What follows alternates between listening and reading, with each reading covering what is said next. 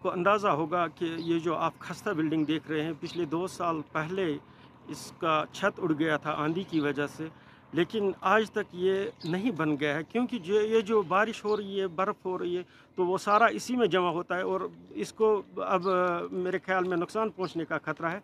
अब हमारे वर्दी सीओ साहब ने इसके लिए साढ़े 3 लाख रुपये वागज़रा किए हैं, लेकिन अभी तक काम नहीं लगा है। कि पूरे ज़ेनगेर में ये सबसे बड़ा रोड के हिसाब से सबसे बड़ा स्कूल है, तो जितना मुमकिन हो सके इसको अपग्रेड किया जाए ताकि इस जो कैचमेंट एरिया है, ये सारे बच्चे खासकर बच्चियां यहाँ तालीम हासिल कर सकें और उनकी जो मुश्किलात हैं वो दूर हो जाएंगी।